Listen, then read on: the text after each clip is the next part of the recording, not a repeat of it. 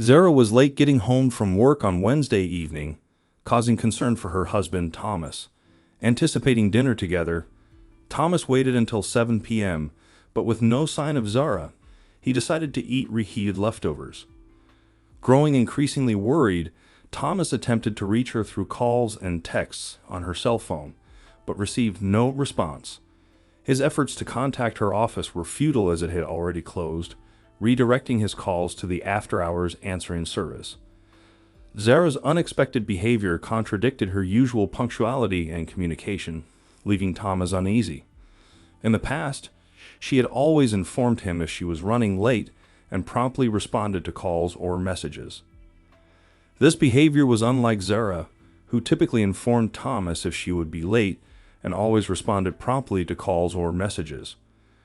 Growing increasingly worried by 8 p.m., Thomas decided to drive the 10 minutes to her office. Zara, the HR manager for a consulting firm, worked in a small office park in Plano, Texas. Upon arrival, he noticed the nearly empty parking lot, a stark contrast to the usual one or two cars present. Zara's absence in her designated spot heightened his concerns. Despite trying to call her once more, Thomas received no response, prompting him to drive down to a nearby dining and entertainment complex. Speculating that Zara might be socializing with coworkers, he combed through the parking garage, finally spotting her car on the third floor with its distinctive custom plate, a UDA Girls. Although reassured by the presence of her purse and cell phone, he wondered about her whereabouts. Descending to the ground floor, Thomas surveyed the area, contemplating the numerous restaurants and bars within the massive complex. Observing that Zara's car was parked at the far end near two establishments, he grew uneasy, especially considering the proximity to the Marriott Hotel. It was useless to check the Italian bistro first, so he headed across the alley toward the dimly lit Irish pub that Zara had shown him earlier. Carefully approaching so as not to be discovered, Thomas could hear the lively music and laughter coming from inside. Despite the lack of sporting events to explain the crowds, he suspected that something unusual was going on in the pub. Glancing through the entrance, Thomas witnessed a lively celebration inside. The venue was adorned with balloons, streamers, and a prominent banner reading, "Happy Retirement." A sizable gathering of 40 or 50 people engaged in laughter, jokes, and hearty drinking. It seemed evident that someone from Zara's company was retiring. Perplexed as to why Zara hadn't mentioned the party, Thomas assumed her busy schedule organizing it caused the oversight. Relieved that she was safe, he contemplated returning home when the crowd started chanting, "Speech! Speech! Speech!" Intrigued, he hesitated to watch the unfolding events. To his surprise, Thomas spotted his wife, looking joyous and slightly inebriated, standing at the front of the bar. The atmosphere grew silent as Zara expressed gratitude for the party, hinting at her departure. Her words about missing her colleagues and planning a life change left Thomas bewildered. When she mentioned sending postcards from southern France and invited everyone to join us there, Thomas felt a sinking feeling in his stomach. The realization hit hard. Zara, with whom he had envisioned retiring to the south of France, was now going there with someone else. His shock deepened as Zara turned to her companion, grabbing his face and sharing a lingering, passionate kiss. The man was none other than Oscar Rogers, her boss, CEO, president, and recently divorced millionaire. Everything became painfully clear to Thomas in that moment. Without a word, he turned away, retrieved his car, and drove home. During the journey, he called their 20-year-old daughter, Diana, a junior at SMU, who answered promptly. "Hi, Dad," she greeted. "How are you?" "Did you know?" he inquired. There was a brief silence, as Diana and Zara shared a bond beyond that of a typical mother and daughter, being best friends who spent much of their free time together, shopping, attending spa retreats, and confiding in each other. "What should I have known?" Diana nervously responded. "That your mother has been unfaithful, having an affair with her boss behind my back and leaving me for him," he revealed. There was another, lengthier pause, conveying all the information Thomas needed. "Dad," Diana began, searching for the right words. "That's what I suspected," Thomas responded. "What have I done to deserve this?" Dad, it's not what you think. Diana insisted. You should speak to Mom. Don't call me Dad, Thomas bitterly retorted. I'm no longer your father. You betrayed me and sided with her. You're dead to me. Dad, please listen. Diana cried out. Listen. What could possibly make me understand? Thomas demanded. Your mother retired without informing me. She's moving to southern France with her boss without a word to me. What? Diana exclaimed. Mom never mentioned any of this to me. You didn't know about her affair with her boss? Thomas asked. No, I swear, I thought you were referring to something else. I'm clueless about this. Are you sure? Yes, absolutely. I witnessed them together. I saw them at her retirement party just 5 minutes ago. She announced her move to southern France and then kissed him intimately, not like a boss, but like a lover. Dad, Diana sobbed, I truly didn't know. I thought you found out about Kevin and Mom. Kevin? Who's Kevin? What are you talking about? Thomas queried. Oh no, Dad, I thought you were aware. Diana lamented. Knew what? Remember the pool party we had in June right after school ended? Yes, I do. Remember the guy I brought Kevin? Yes, this SNU football team guy, Thomas recalled. What's the relevance? Remember when you got really drunk and fell asleep by the fireplace on the back porch? Yes. Well, Kevin and I went skinny dipping and he convinced Mom to join us. She got carried away as she was drunk. Kevin flirted and she responded. I got upset and made the mistake of leaving them alone for a few minutes. When I returned, I saw that Kevin had been intimate with Mom. I was furious, but she was drunk and claimed to regret it. She begged me not to tell you as she knew you would leave her. I didn't want you to divorce, so I forgave her and never told you. That's why I broke off with Kevin and why Mom and I have drifted apart. Thomas found it difficult to comprehend what his daughter had disclosed. Not only did Zara have a relationship with her boss, but she cheated with at least one other person. He felt nauseous and overwhelmed by the realization that everything he thought he knew about his wife was a deception. Dad, Diana beckoned. Are you still there? Yes, I'm here, Thomas responded. I don't know what to believe anymore. Dad, I swear I didn't know about her affair with her boss, Diana assured. If I had known, I wouldn't have concealed it from you. The situation with Kevin was regrettable, but she convinced me it was a one-time mistake. I believed her. But if what you're saying is true, she deceived both of us. It's true. Do you have evidence? No. What will you do? I don't know, Thomas answered. I have no idea. If she divorces me, she'll ruin me. I'll have to sell the house and all our property. She'll get half of everything. The worst part is I started my business after we got married, so she's entitled to half of that too. Hell, I'll probably have to pay her support on top of everything. But why should you be punished for being a cheater? Asked Diana. That's just the way divorces go, Diana, Thomas explained. Unless I can prove she is cheating on me. But to do that, I would have to have clear and undeniable proof and be able to convince a judge to allow me to file for divorce on the grounds of adultery. Can't you sue her boss or his company for alienation of affection or sexual harassment or something? She asked. I don't think Texas allows alienation of affection suits, honey, Thomas explained. And he didn't sexually harass me, so I can't sue them for that. Anyway, I don't think anybody harassed your mom. She seemed perfectly happy with how things turned out. So, Mom hasn't told you anything yet? Not a word. I only found out because she was so late getting home and she didn't tell me she would be. I got worried, so I went to look for her and found her at Patty's pub, having a retirement party in her honor. I wonder when she is planning to tell you, Diana pondered. I don't know, Thomas replied. She'll probably wait until the last possible minute so that I won't have a chance to do anything to interfere. What kind of proof would you need? Diana asked. I don't know, pictures, video witnesses, maybe a confession, Thomas replied. Daddy, Diana said softly. Yes, baby? I have an idea. Around 10:30 p.m., Thomas' phone rang. An hour had passed since he and Diana finished their conversation, and he had been sitting in the dark, contemplating his life and possible courses of action. He allowed the phone to ring a couple of times, sighed heavily, and then answered. "Yeah," he replied coldly. "I'm sorry, Thomas."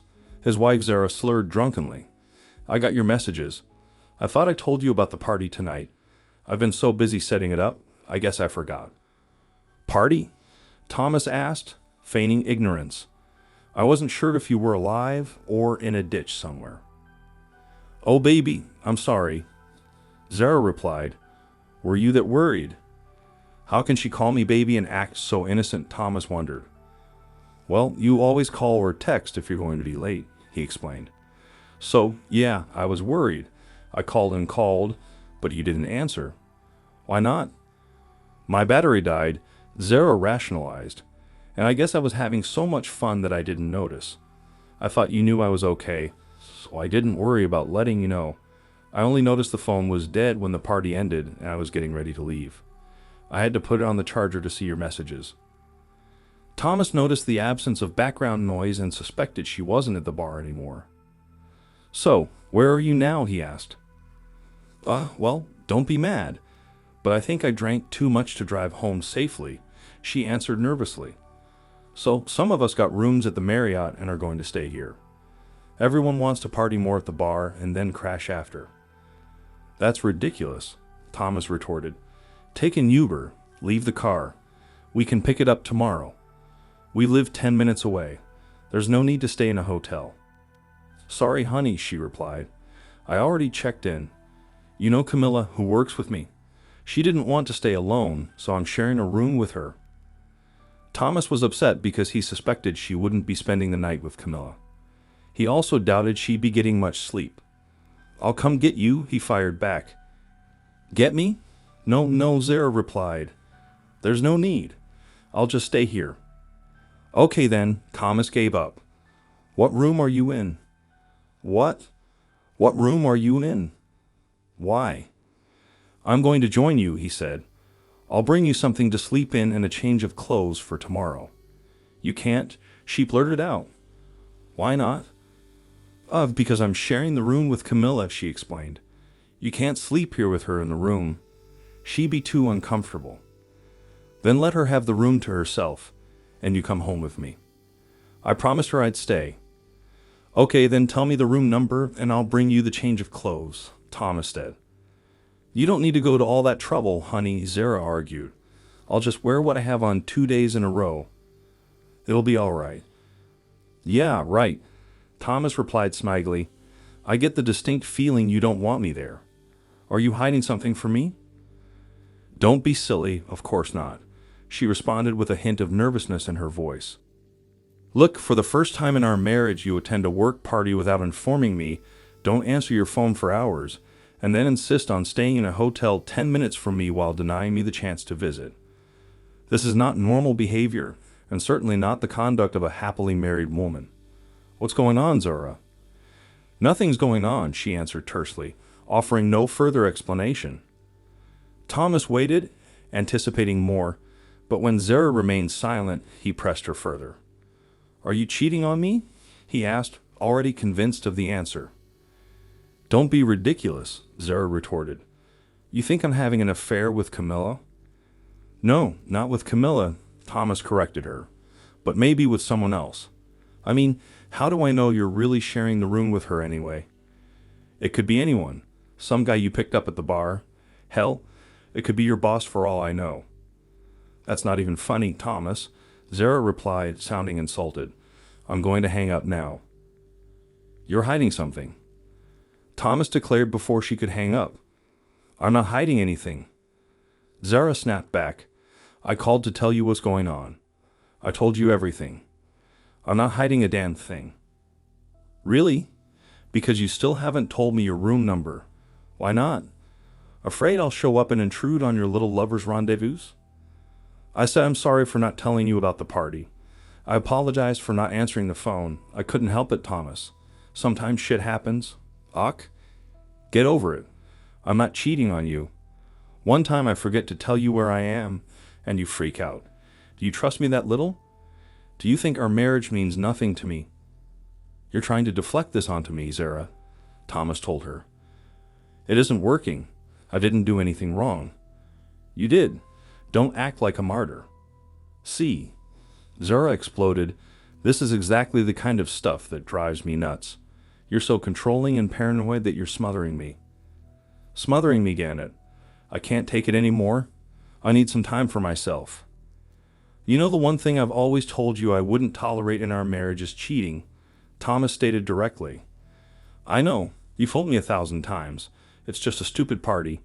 I'm drunk, and I'm sleeping here. I'm not cheating on you. But I'm not going to fight with you about it. They're waiting on me in the bar. Good night, Thomas. Zara, he called out.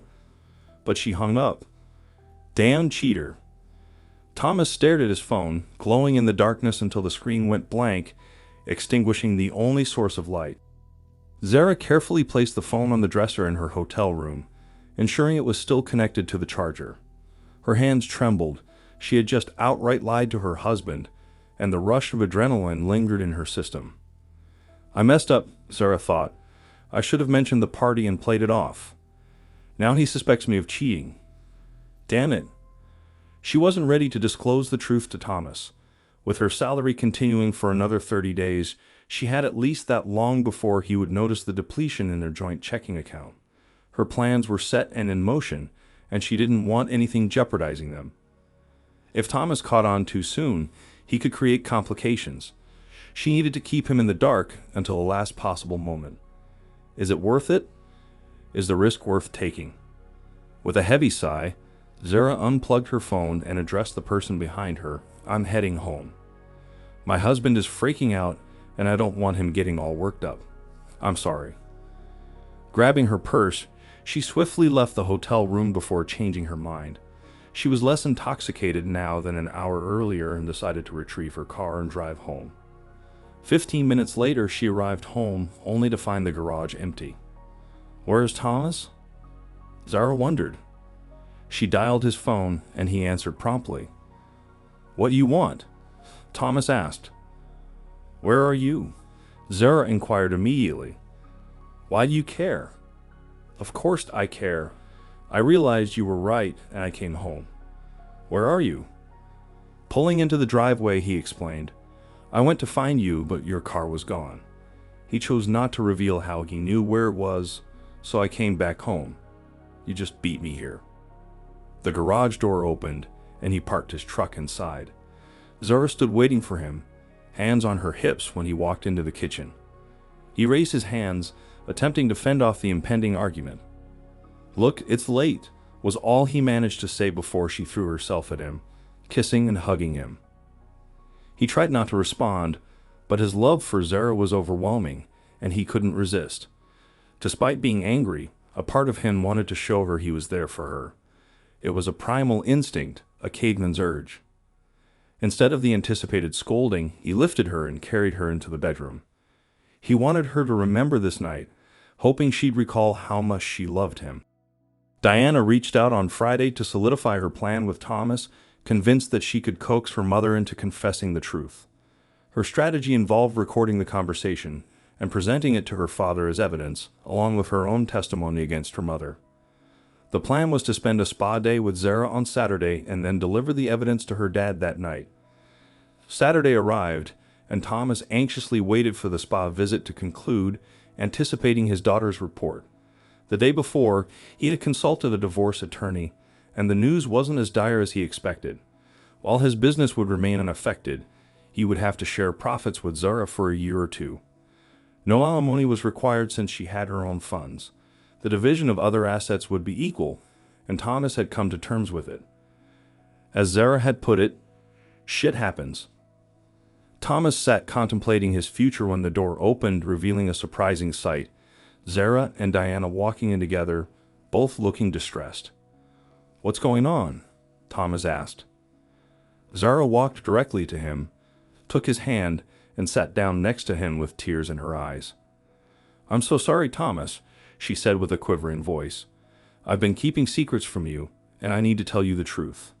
You've got the wrong idea, and it's all my fault. I've hurt you terribly for no reason. I'm so sorry. What are you talking about? Thomas inquired, turning to his daughter. I confronted her, Dad, Diana explained, and she told me everything. Let her explain, please. That's not what you think. Thomas turned back to his wife. Okay, explain, he demanded. I'm not cheating on you with my boss, Thomas, Zara said, attempting a smile. He's a nice man, and I love him dearly, but not romantically. I only love you. He's gay. That's why he divorced his wife and is now openly living with his partner. I saw you kiss him, Thomas challenged. Zara blushed and nodded. Yeah, that was me being silly. I knew that was the only time I'd ever get to kiss him, so I did. Knowing he's gay, I overdid it a bit. I'm sorry I did it, and I'm sorry you had to see it without knowing the context. But what about retiring and moving to southern France? Thomas fired at her. What the hell is that about? You're moving? You retired? How could you not tell me anything? Zara lowered her gaze in shame. I wanted to surprise you. Surprise me? By leaving me? Thomas snapped. No, I was never leaving you. This is for us, Zara declared. For us? Thomas asked, confused. What do you mean for us? We've always talked about wanting to retire to the south of France, Zara began. So when the opportunity for me to take early retirement came up, I jumped at it. I was planning a big party to announce it to you, along with a 2-week trip for us to go to France for house hunting. That's all it was supposed to be. I wasn't moving there without you. I figured you would be surprised, but not in a bad way. Just a trip? Thomas asked, somewhat bemused. Yes, a trip for us, Zara explained. We could go and see if we really want to live there and try to find a house. I was going to use the trip to suggest that we go ahead and move there because I know with your work, you can be anywhere. I even talked to your boss to find out if you could work from there, and he said you could. So this whole thing was just a big misunderstanding. Thomas asked, then seemed to remember something. But what about the hotel room? You were going to spend the night there to sleep with someone, weren't you? No, I swear. Camilla was in the room with me the whole time and heard our phone call. Zara assured her husband. Nothing was going on. When she realized how upset you were, she agreed that I should go home. Zara pulled Thomas's hand to her lips and kissed it. Do you believe me now? Do you understand? I wasn't cheating on you. I wasn't leaving you. Thomas stared at his wife for a few moments before replying. Yes, Zara, I understand. I believe you. Oh, thank God, Zara declared, then threw her arms around her husband. After a couple of moments, he pushed her back and shook his head. He opened his briefcase and pulled out a stack of formal papers, handing them to her. What's this? Zara asked, staring at the papers. I want a divorce, Thomas replied calmly. Zara's mouth fell open, and she stared at her husband, wide-eyed. What? Why? You said you believe me. You understand. Oh, about the retirement and France thing? Thomas asked rhetorically. Yeah, I understand. I believe you. Then why are you divorcing me? Zara asked, tears running down her cheeks. Thomas stood up. I'll divorce you for sleeping with Kevin, you cheater. Kevin? Zara gasped, then turned to Diana and screamed, you told him. Diana was shocked. Oh, shit. Thomas snickered, yeah, shit. Shit happens. Thank you for watching my video to the end. Don't forget to give me a like if you like this story and subscribe to my channel. Have a great day and see you soon.